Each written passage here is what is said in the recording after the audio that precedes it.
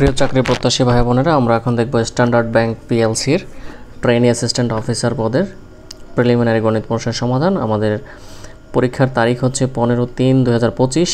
আমাদের প্রশ্ন নম্বর শুরু হবে 21 নম্বর অঙ্ক দিয়ে। আমাদের 21 বা 21 নম্বর প্রশ্নে বলা আছে দেয়ার আর 4 cows and 4 goats are in the field। তো আমরা একটু প্রশ্ন নম্বরটা তুলি। আমাদের প্রশ্ন নম্বর হচ্ছে 21 নম্বর প্রশ্নের শুরুতে বলা আছে দেয়ার আর 4 cows। তো আমাদের কাউ হচ্ছে কয়টা? 4টা। আর গোটস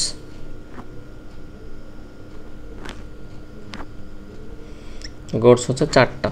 ইন দ্য ফিল্ড, একটা মাঠের মধ্যে 4টা গরু এবং 4টা ছাগল আছে। If 2 of the animals are selected at random, যদি এদের থেকে 2টা অ্যানিমালস র্যান্ডমলি সিলেক্ট করা হয়, মানে আমরা এই 4টা থেকে যে কোনোভাবে আমরা 2টা নিব। What is the probability that both will be cows, মানে বোথ কাউস হবে। আমরা 2টা নিব, এই 8টা থেকে হচ্ছে আমরা 2টা নেব এবং সেই 2টাই হচ্ছে গরু হইতে হবে। এই তো আমরা অ্যান্সার শুরু করি। যেহেতু প্রিলিমিনারি অ্যান্সার, আমি একটু শর্টকাটে করার চেষ্টা করব। আমাদের টোটাল হচ্ছে 8টা। এই 8টার মধ্য থেকে আমরা যদি 2টা নেই,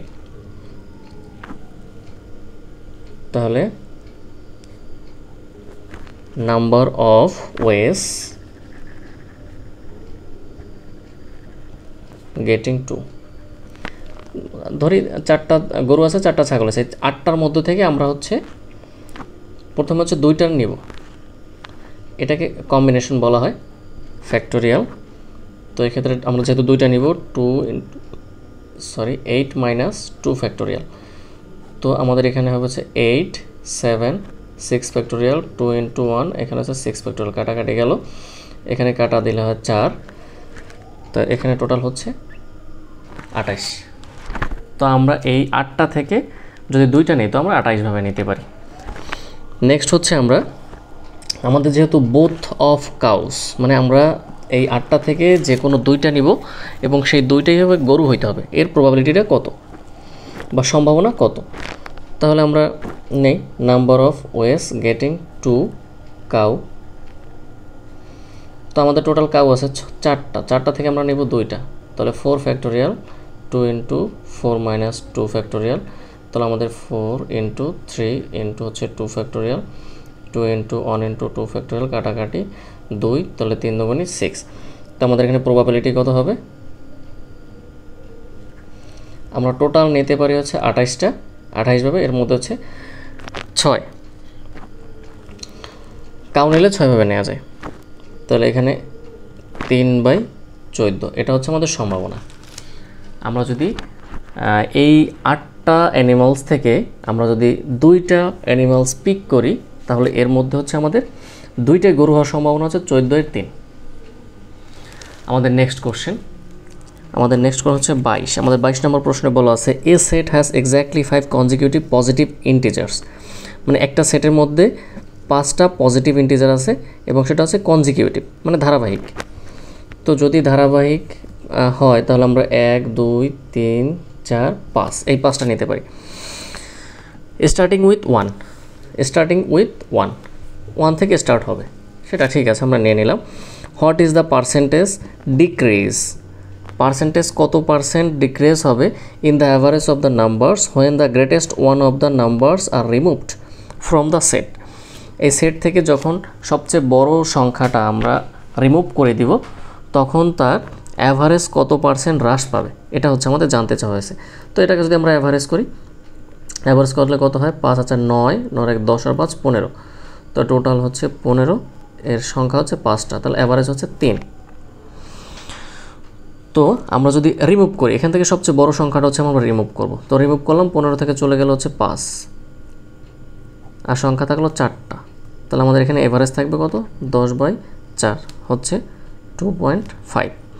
তো আমাদের পার্সেন্টেজ কত ডিক্রিজ হয়েছে? আমাদের পার্সেন্টেজ কত ডিক্রিজ হলো? আমাদের 3-এর মধ্যে ডিক্রিজ হয়েছে 0.5, তাহলে 3-এর মধ্যে ডিক্রিজ হয়েছে 0.5, একে কত? 100-তে কত? এই বের হয়ে যাবে। তাহলে 16.66%।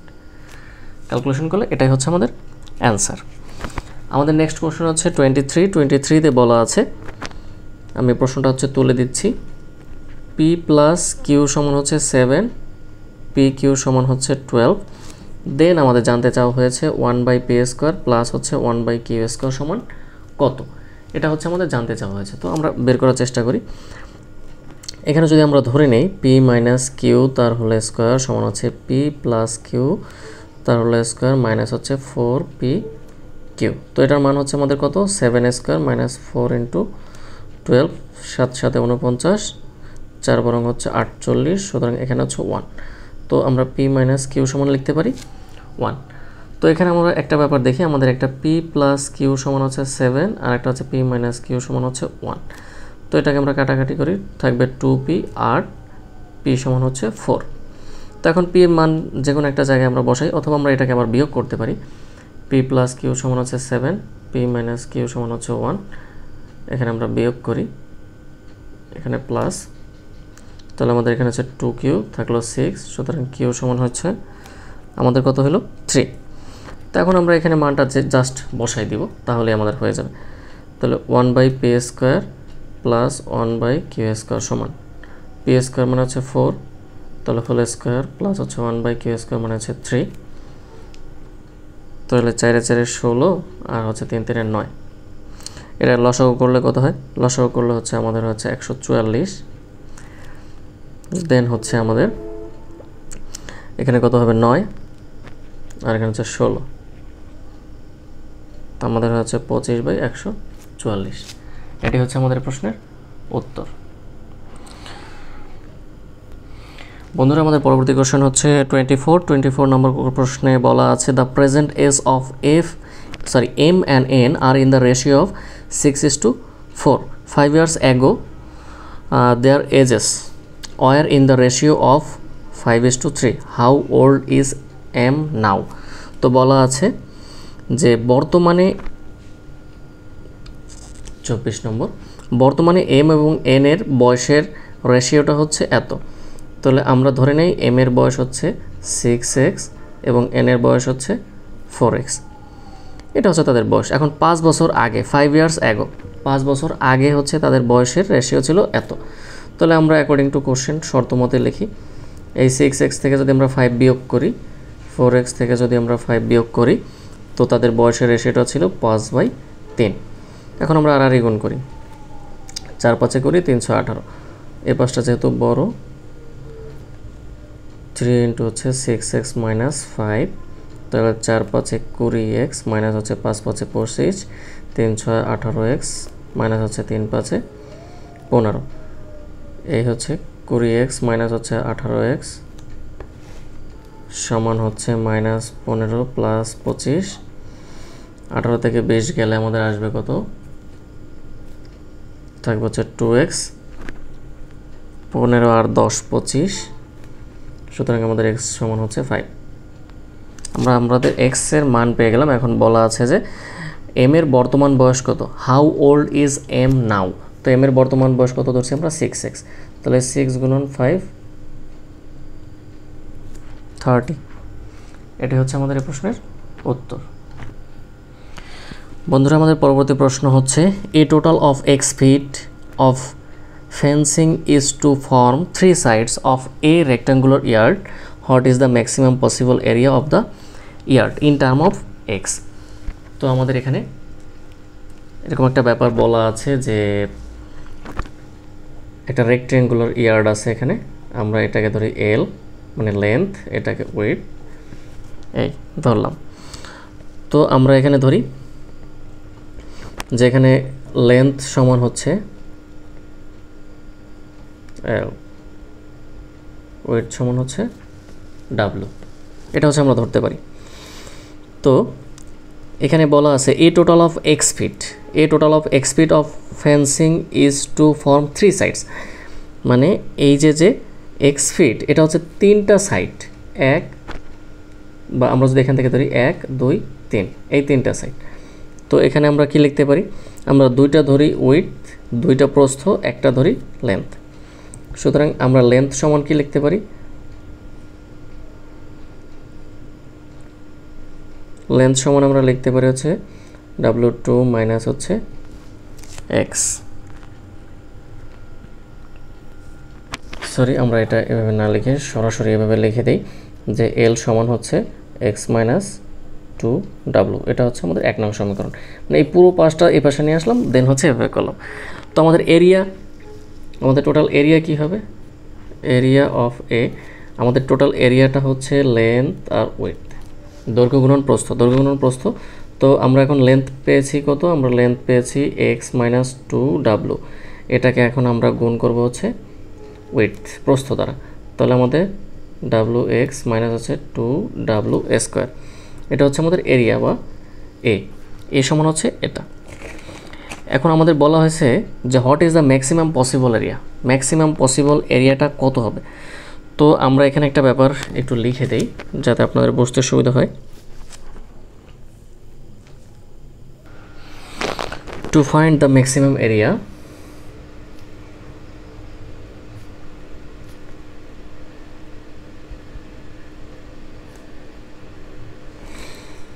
উই ক্যান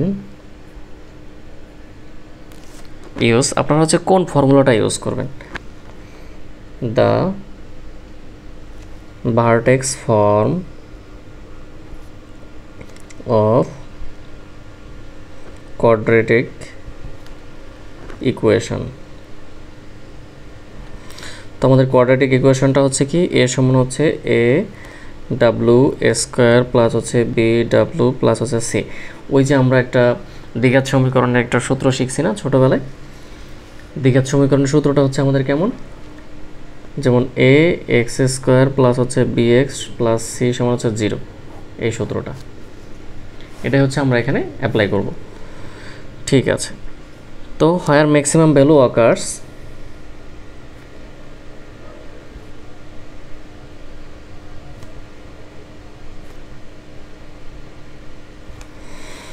দেন হচ্ছে উইডথ সমান আমরা কি লিখতে পারি? Minus B by 2a। তো এখানে হচ্ছে আমাদের এ সমান হচ্ছে -2 আর বি সমান হচ্ছে এক্স।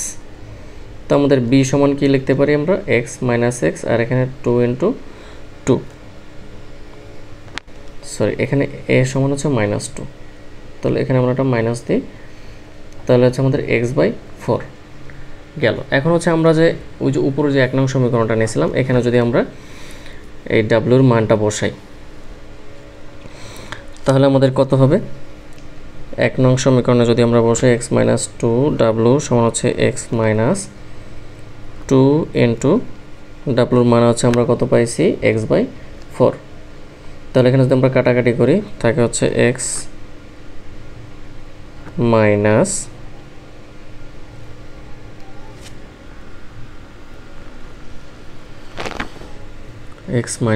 x/হচ্ছে 2, এখানে আমরা লসাগু করব, হবে হচ্ছে 2x মাইনাস এক্স সমান পাবো আমরা x/2।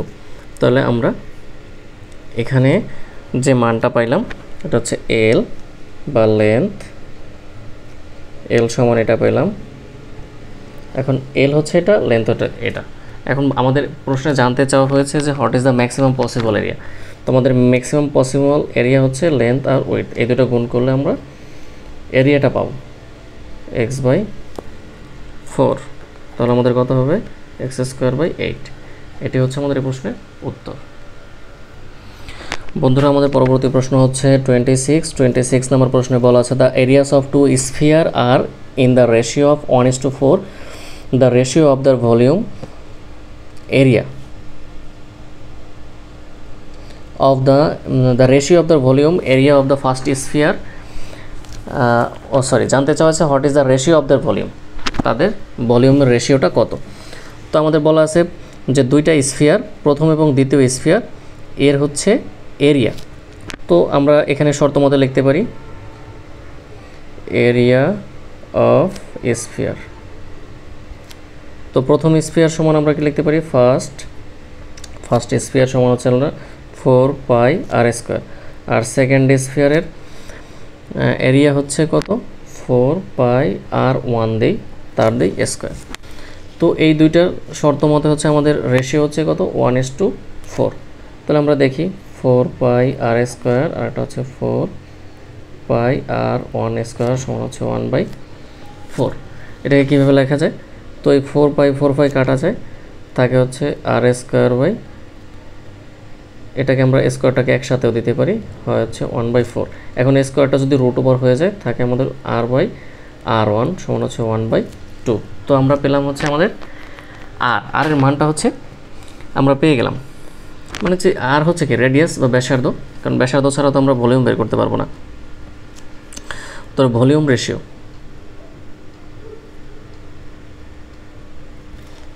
অফ স্ফিয়ার, তো আমরা জানি আমাদের স্ফিয়ারের সূত্র কি, স্ফিয়ারের ভলিউম বের করার সূত্র হচ্ছে কি 4/3πr³। তো এটা হচ্ছে একটা, আর একটা হচ্ছে 4/3πr1 তার হচ্ছে হোল কিউব। এটা হচ্ছে আমাদের মোটমাট বের করতে হবে। তো আমরা এটা বাদ দিতে পারি, থাকে আমাদের r³/r1³। তাহলে r³ আর এর মান হচ্ছে কত 1, আর r1³ এর মান হচ্ছে কত 2, তাহলে এটা হচ্ছে কিউব, তাহলে 1/8। এটি হচ্ছে আমাদের প্রশ্নের উত্তর। বন্ধুরা আমাদের পরবর্তী প্রশ্ন হচ্ছে 27 নম্বর প্রশ্নে বলা আছে mister Zahir bought a 1 year BDT 10,000 certificate of deposit that paid interest at an annual rate of 8% compound semi-annually. What was the total amount of interest paid on the certificate at maturity? মানে হচ্ছে সে 10,000 টাকা দিয়ে একটা deposit ক্রয় করছে 8% ইন্টারেস্টে, এবং এটা হচ্ছে সেমি অ্যানুয়ালি কম্পাউন্ড ইন্টারেস্ট। আমরা জানি ইন্টারেস্ট হচ্ছে দুই ধরনের হয়ে থাকে, একটা সিম্পল, একটা কম্পাউন্ড।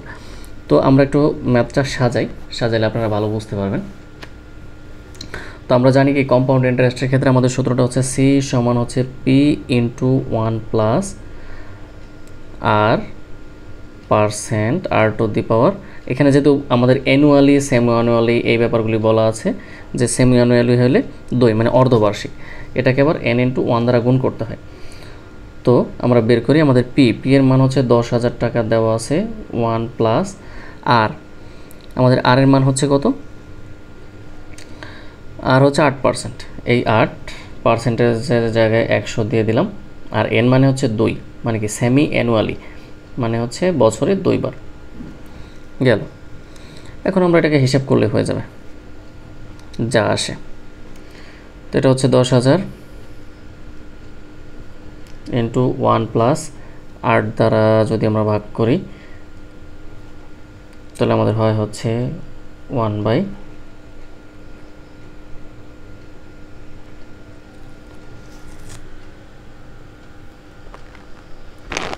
এখানে থাকবে হচ্ছে আমাদের 25, আমরা এখানে 4 দ্বারা কাটাকাটি করতে হলে 4, 25, এখানে হচ্ছে আমাদের স্কোয়ার, তাহলে 10,000, এখানে যদি আমরা কাটাকাটি লসাগু করলে আমাদের কত আসবে 25, এখানে 25 প্লাস 1 তার হোল স্কোয়ার, এখানে হচ্ছে 10,000 ইন্টু, তাহলে এখানে 26/25 ইন্টু হচ্ছে 26/25, এটা আমরা ক্যালকুলেট করলে আসবে হচ্ছে 10,816। তো সুতরাং আমাদের এখানে ইন্টারেস্ট হবে কত, 10,816 থেকে আমরা 10,000 টাকা বাদ দিব, আমাদের 816 টাকা, এটাই হচ্ছে আমাদের ইন্টারেস্ট।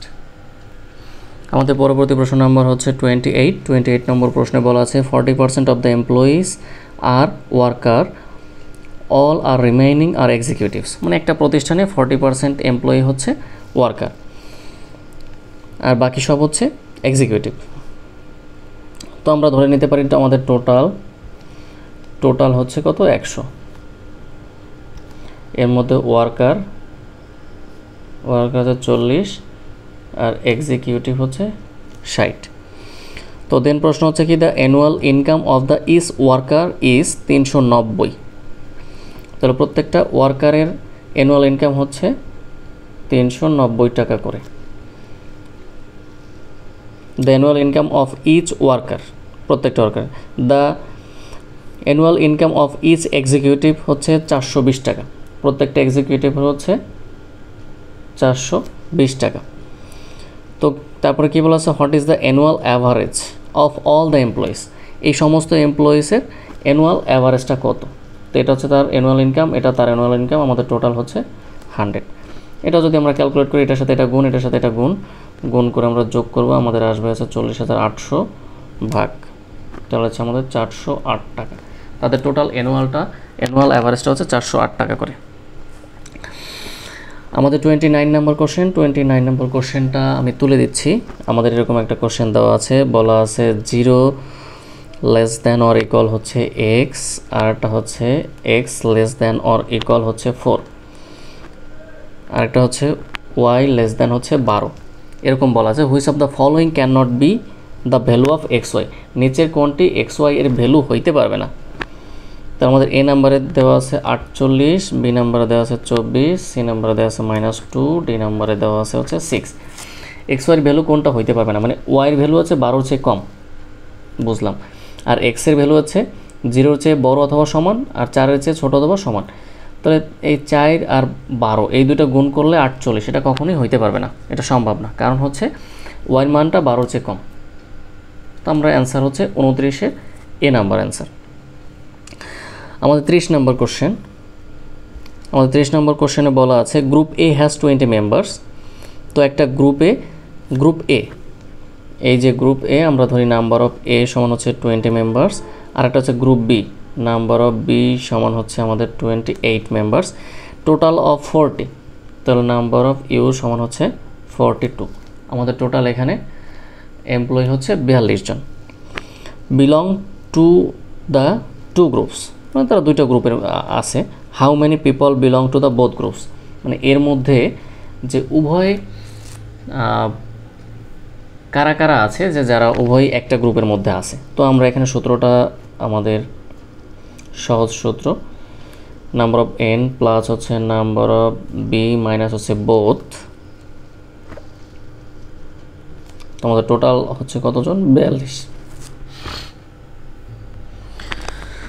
আমাদের টোটাল মেম্বার হচ্ছে 42 জন, আর এ গ্রুপে আছে 20 জন, বি গ্রুপে আছে 28 জন। এখন বোথের মধ্যে আছে কতজন, 42 মাইনাস 8 8 4 মাইনাস হচ্ছে বোথ, তাহলে বোথ সমান 6 জন। তো এই 6 জন হচ্ছে উভয় গ্রুপের মধ্যেই আছে, এটি হচ্ছে আমাদের প্রশ্নের। আমাদের নেক্সট কোশ্চেন হচ্ছে 31-এ বলা আছে if a certain ভেস contain only roses and tulip, মানে একটা ভেসেলের মধ্যে হচ্ছে ভেসের মধ্যে রোস এবং টিউলিপ এই দুই ধরনের ফুল আছে, রোসও আছে টিউলিপও আছে।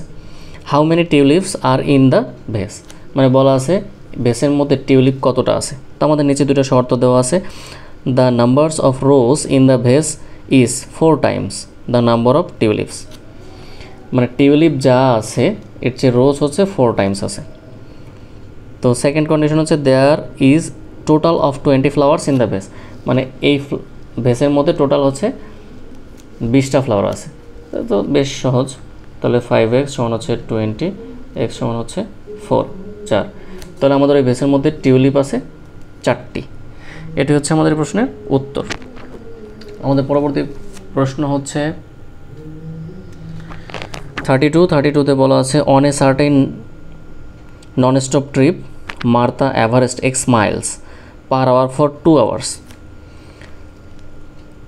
সে অ্যাভারেজ হচ্ছে x মাইল যায় 1 ঘন্টায়, বুঝলাম, সে x মাইল যায় হচ্ছে 1 ঘন্টায়, অ্যান্ড ফর 2 আওয়ার্স সে 2 ঘন্টায় যাবে কতটুকু, 2x মাইল।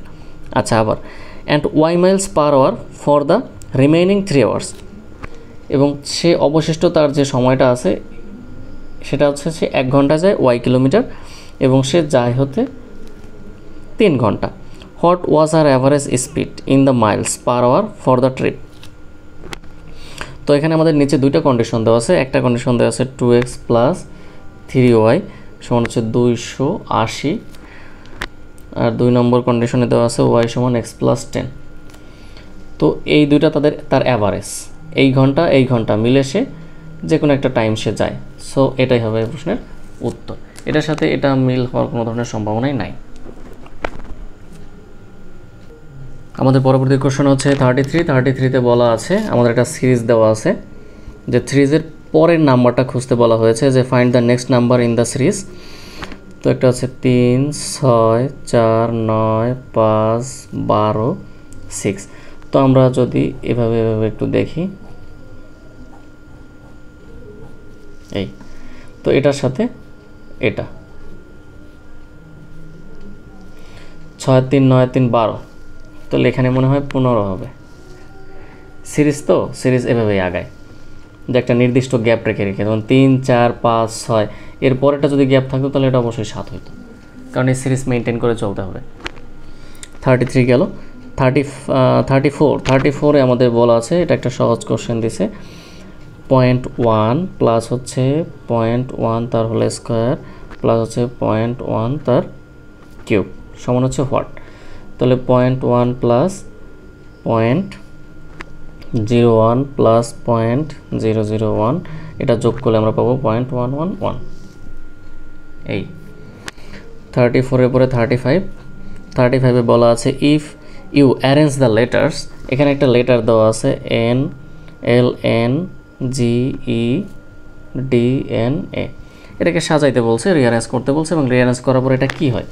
এটা ইংল্যান্ড হয়, ENGLAND, এটা একটা কান্ট্রি, এটা সবাই জানে যারা চাকরির পরীক্ষা অন্তত দেয় যে ইংল্যান্ড একটা দেশ।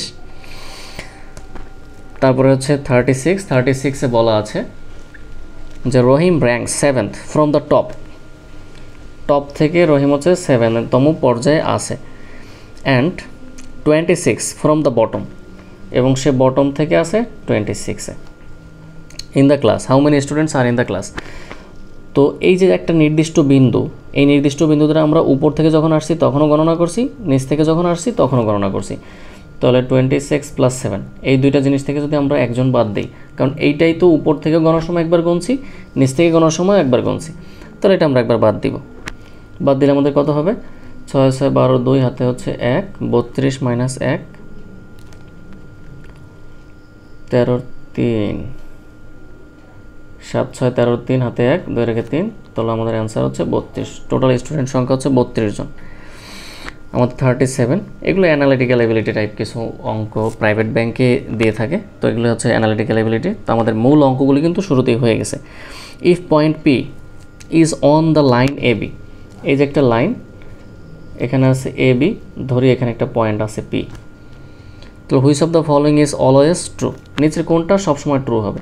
তো এখানে আমাদের কিছু অপশন দেওয়া আছে, এপি সমান হচ্ছে বিপি, এপি গ্রেটার দ্যান হচ্ছে বিপি, তারপর হচ্ছে বিপি গ্রেটার দ্যান হচ্ছে এপি, এবি গ্রেটার দ্যান হচ্ছে এপি।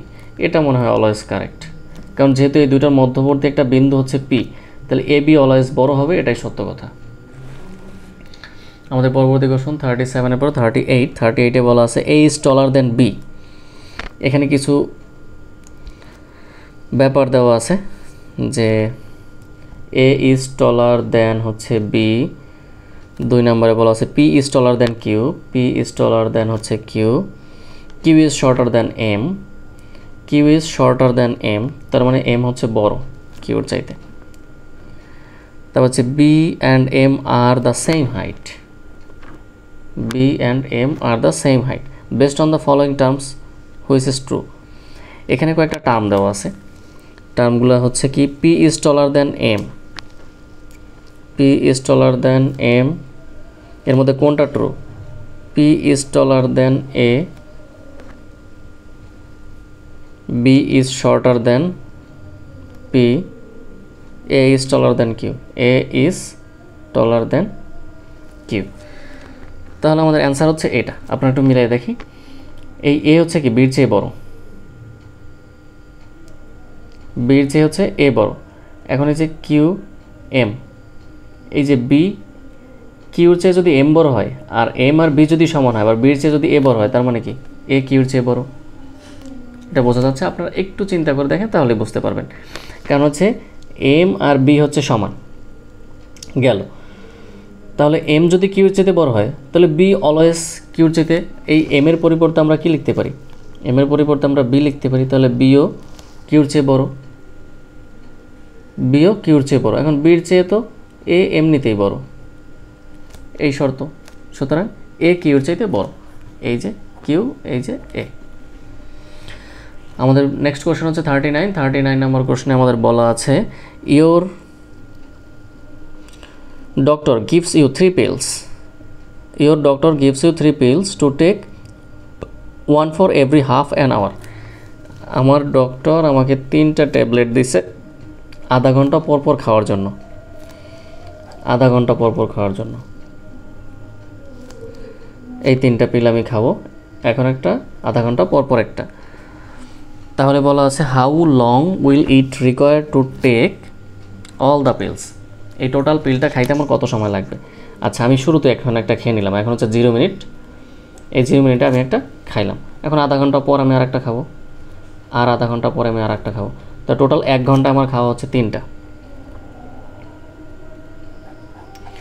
এটি হচ্ছে আমাদের এই প্রশ্নের উত্তর। ধন্যবাদ বন্ধুরা। যদিও আমাদের সলিউশনটা অনেক বেশি সময় লেগে গেছে, কিন্তু তারপর চেষ্টা করেছি আপনাদেরকে সুন্দর করে একটু বুঝিয়ে দেওয়ার জন্য। আমাদের ম্যাথের সলিউশনগুলি আপনাদের ভালো লাগলে অবশ্যই আমাদের চ্যানেলটির সাথে থাকবেন, সাবস্ক্রাইব করবেন এবং আমাদের সবসময় সাপোর্ট দেবেন। ধন্যবাদ।